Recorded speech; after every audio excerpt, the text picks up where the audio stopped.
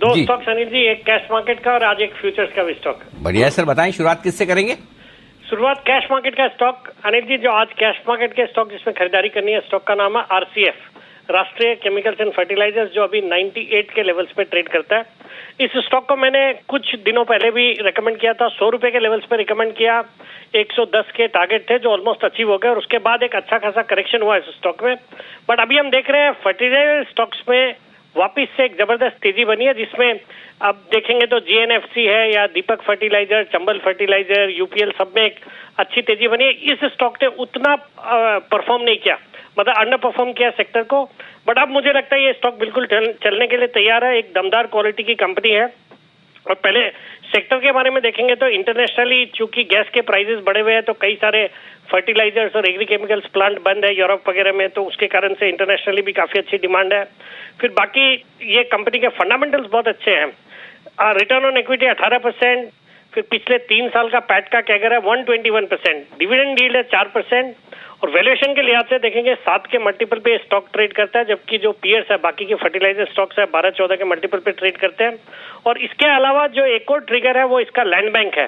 Company के पास 800 एकड़ की लैंड बैंक है मुंबई में, जिसकी वैल्यू आकी जा रही है 10,000 करोड़। उसमें से कुछ इन्होंने लैंड एमएमआरडी और बीएमसी को दिया, बट उसके एवज में इनको टीडीआर मिले हैं जो कि सेल कर सकती है कंपनी। तो इस तरह की वैल्यू है कंपनी में। बाकी जून क्वार्टर के नतीजे भी बहुत अच्छे थे, 295 करोड़ का पैट था, 212 करोड़ के सामने पिछले साल इसी क्वार्टर में किया था। मुझे लगता है ये स्टॉक यहाँ से बहुत ही अच्छे अपसाइड दिखाएगा। मतलब शॉर्ट टर्म में मेरे टारगेट है वापस से 110 के, स्टॉप लॉस रखता है 92 का।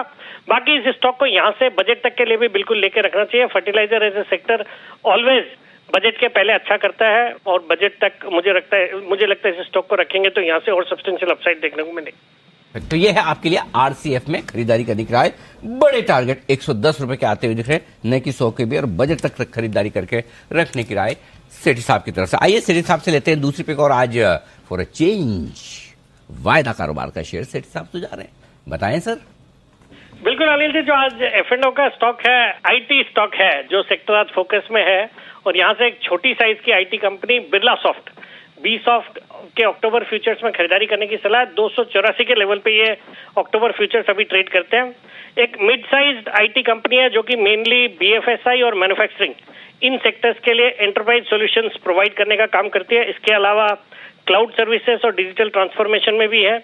और क्लाउड सर्विसेज के लिए तो इन्होंने दुनिया की दिग्गज कंपनियां जैसे गूगल, माइक्रोसॉफ्ट और अमेजन वेब सर्विसेज, इन तीनों के साथ टाई अप किया हुआ है। तो इस तरह की कंपनी है। बाकी अनिल जी, इस बार हमने देखा जितने भी आईटी कंपनीज है, तो जो फ्रंटलाइन आईटी कंपनीज है उनके नतीजे तो अच्छे आई है, जैसे इन्फोसिस, एचसीएल टेक वगैरह के, टीसीएस के।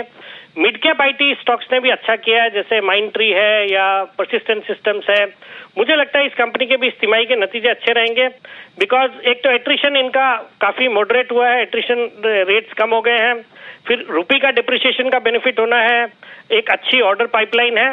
बाकी इस कंपनी की पिछली तिमाही के जो नतीजे आए थे उसमें मैनेजमेंट ने उसके बाद जो कॉन्फ्रेंस थी उसमें बताया कि 2 बड़ी डील जो पिछले क्वार्टर में अनाउंस होनी थी वो पोस्टपोन होके इस क्वार्टर में आ रही है। तो वो बड़ी डील अगर इस क्वार्टर में आई है तो उसके रेवेन्यूज जो आएंगे, तो मुझे लगता है इस तिमाही के नतीजे और अच्छे होने चाहिए जो बाजार एक्सपेक्ट कर रहा है उससे। बाकी इस कंपनी ने अगस्त के महीने में ही, मतलब अब करीबन 1.5 महीने पहले ही 500 रुपए के भाव से बाईबैक किया है। 390 करोड़ का बाईबैक था जो कि 500 रुपए के प्राइस पे किया कंपनी ने, और आज ये स्टॉक 283-84 के लेवल पे ट्रेड करता है। मुझे लगता है बहुत ही सस्ता है, वैल्यूएशंस के लिहाज से भी अच्छा है, 16 के मल्टीपल पे ट्रेड करता है। बाकी अनिल जी, और ईयरली हाइज है 585 के, तो मुझे लगता है ये स्टॉक यहाँ से अच्छा करना चाहिए। इसमें खरीदारी करने की सलाह है। कंजर्वेटिव टारगेट है शॉर्ट टर्म का 295, 300 का, स्टॉप लॉस रखना है 275।